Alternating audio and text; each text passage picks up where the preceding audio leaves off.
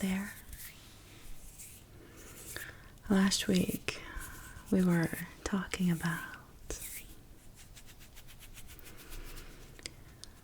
the fact that you are not a bad person just because you set boundaries with others.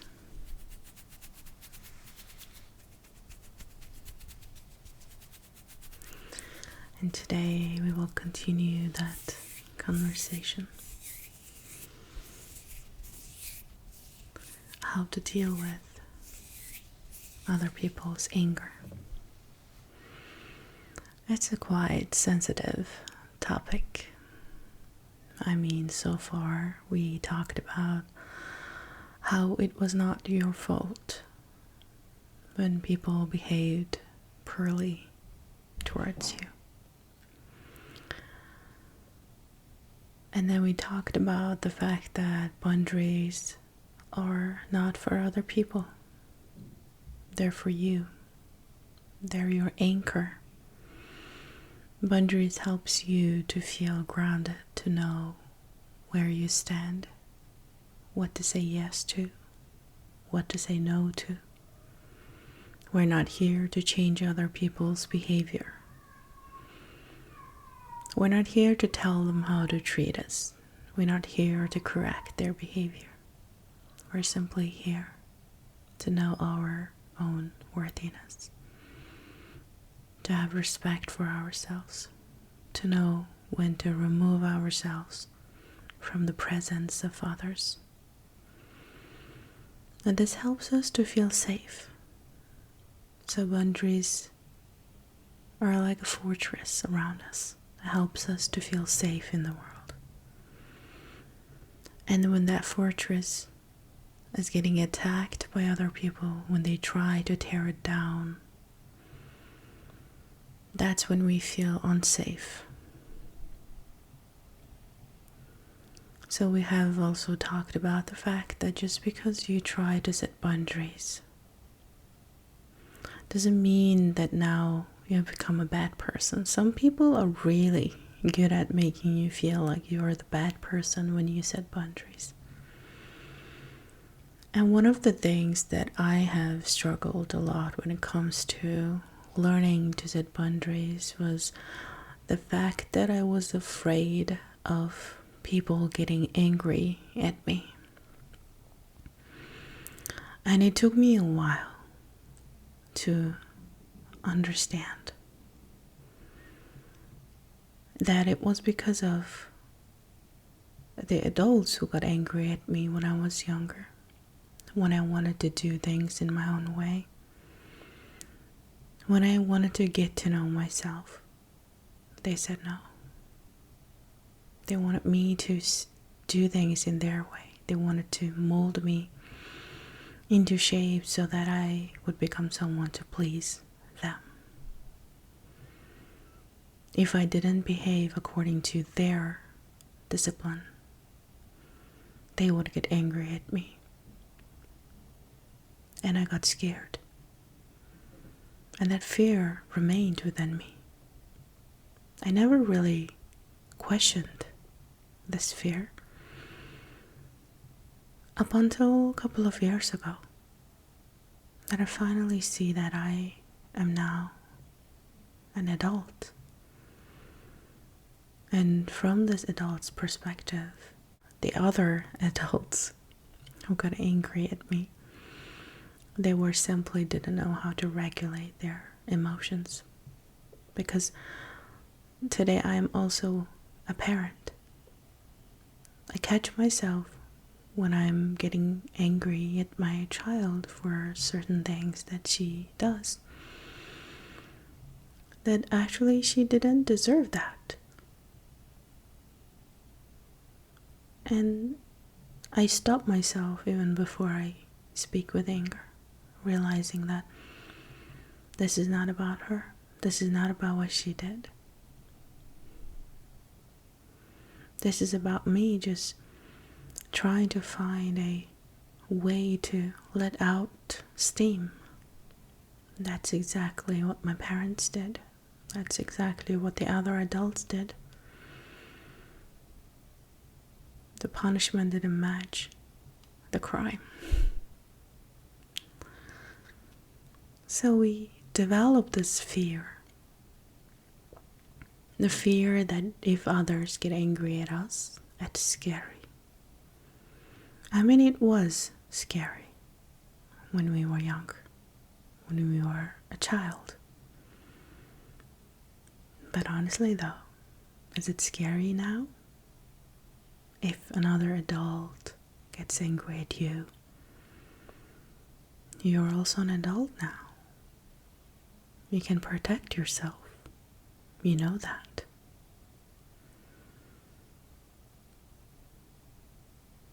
So now that we have also talked about the fact that we are not responsible for their tender feelings, we're not responsible to fix them, we're not responsible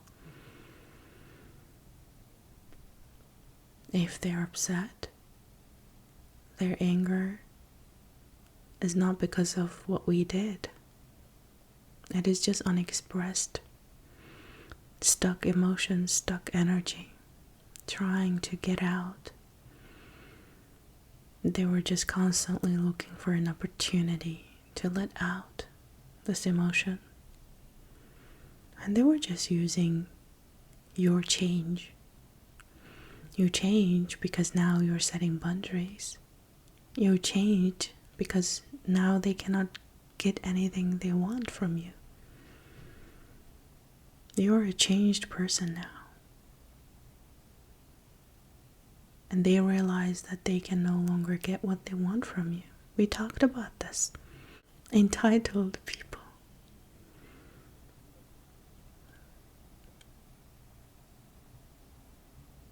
So like I said in our previous session, you're actually doing them a favor. When you said no, it's enough. I know that you're angry, but I'm not afraid anymore. You cannot scare me anymore, because I have realized that I have the freedom to walk away at any time. I'm not responsible for your emotions. I'm not responsible for your anger. I'm not the one causing it. You were just looking for an excuse to get angry.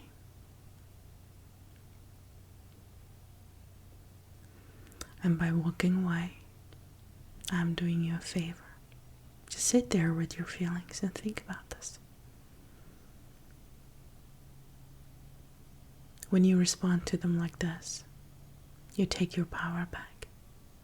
No matter how angry they get, they cannot hurt you, knowing that you are not scared anymore. You know, when toxic people try to hurt others, they often look for victims in those who are afraid of them. When you show fear, they can hurt you. I was watching this podcast a while ago, an interview with a previous agent working in the law, and she was very good at questioning criminals, especially men who abused women. And when she walked in the room, all she could see was a very insecure, entitled, toxic person. She shows, of course, no fear. And she said, every single time when I walked into that room and I look at this criminal, I feel like, are you joking me?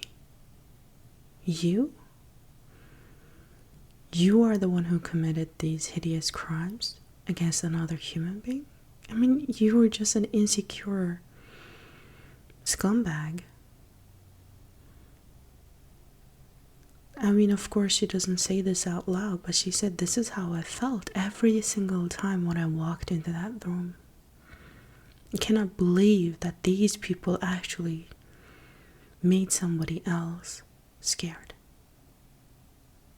Because they were scared in her presence.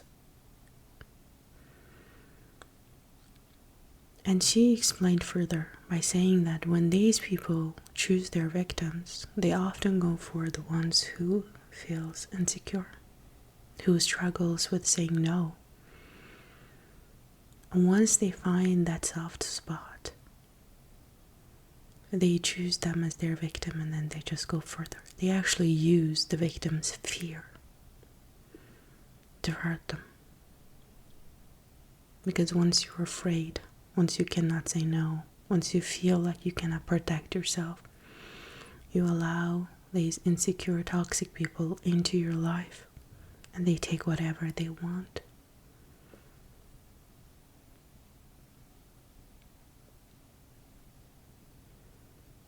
Anyone who feels insecure, anyone who feels like they cannot say no, they have experienced a certain level of abuse. People have taken advantage of them, either emotionally or physically. They have stolen your stuff. I mean, I've scammed twice, lost a lot of money because I couldn't say no. I was so ashamed when that happened. I was so ashamed that I couldn't talk to anybody about it because I felt so stupid. I went through that incident so many times in my head. How did I let this happen? And then I realized that because I was afraid. When they got angry, I was afraid. And this is very important. Not being afraid of other people's anger, so that they cannot use that fear against you. Realizing that you're an adult now, that experience pissed me off so much that I felt like that was it. That was the point where I no longer tolerate the fact that I'm afraid of pissing other people off. I let go of that fear after that experience. And now, honestly, I'm not even afraid of what people could do if they get mad. I just speak my mind. I let them know what I tolerate, what I don't tolerate. Like I said, they can do whatever they want with that information. I'm not there to change them. Because I have accepted the fact that you cannot change anyone. I mean, it becomes easier when you actually accept this fact that you cannot change anyone. So from that point on, I have promised myself that whenever I see someone else gets angry, I know now that it's not about me. They're angry because they were trying to take advantage of me in some way, and their tool didn't work on me. That is why they're angry. Think about this. Sometimes you see those people who ask for some kind of membership or subscription from you. Like they stop you on the street, they ask for money because they're, doing something meaningful in their own way. And they ask for money for their cause. Most of the time, these are scams. Nowadays, people find all possible ways to scam people. And that's so sad to experience. When I didn't know about these kind of things, I opened my heart to people who were suffering. I believed that they were suffering. That is the reason why I gave them the money. Only to find out that they were scamming me. In that experience, I had to see the fact that, okay, It's because I was a kind-hearted person, but I was naive.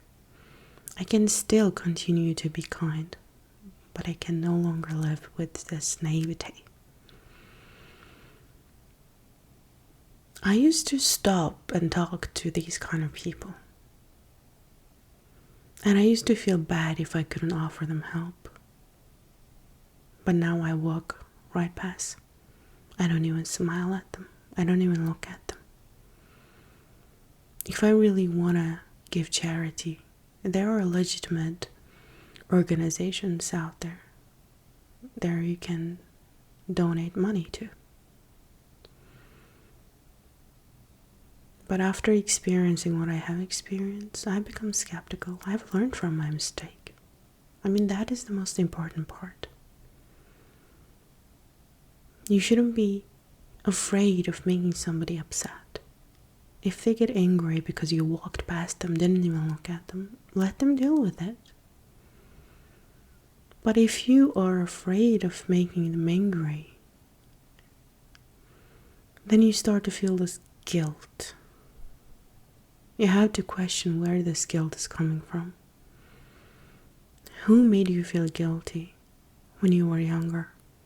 Who guilt-tripped you when you were younger? Make you feel like if somebody is angry, then it is your fault, then you should be feeling guilty. I've found this pattern from my childhood upbringing. I've talked about this with my parents, making them aware of their behavior. Of course, not in the hopes of changing them, but in the hopes of letting them know that I no longer tolerate this kind of guilt tripping.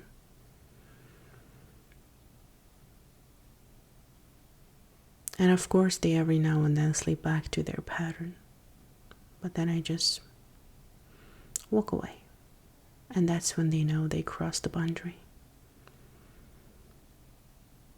So we have to understand that when somebody is upset and that we feel guilty, this guilt is not about them.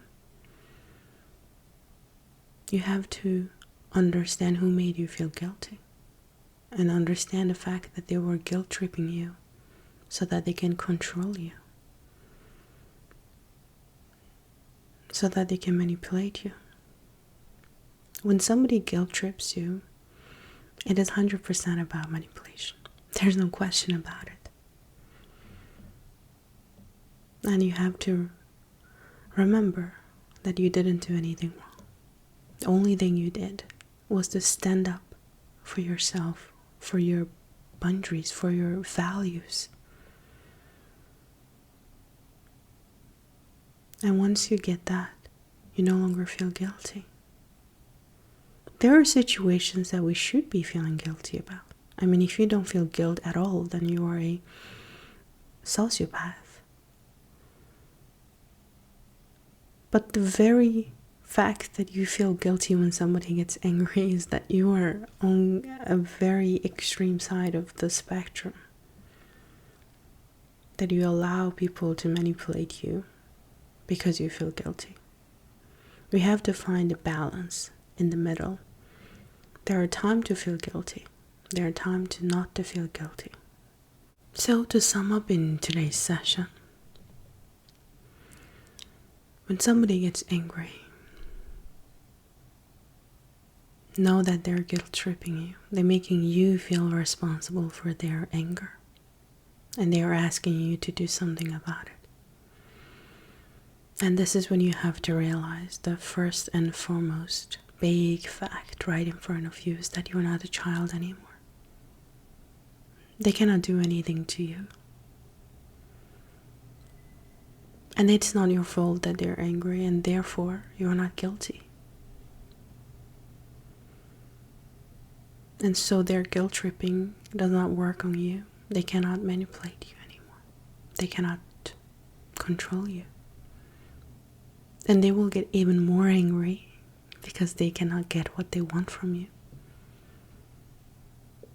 You always have the freedom to walk away. If somebody gets angry, don't even argue with them. It doesn't work. trying to convince them, trying to make them see things from your point of view, trying to console them, trying to help them to feel better. It doesn't work at all. So I have to let it go. Let it go, knowing that you're actually doing them a favor. Letting them go so that they can sit with their own feelings. They will either choose to change or they will move on to their next victim. But it's not your fault. It's not. Your responsibility is first and foremost towards yourself. Remember that. Thank you for being here with me today. Take care of yourself. I'll see you next month.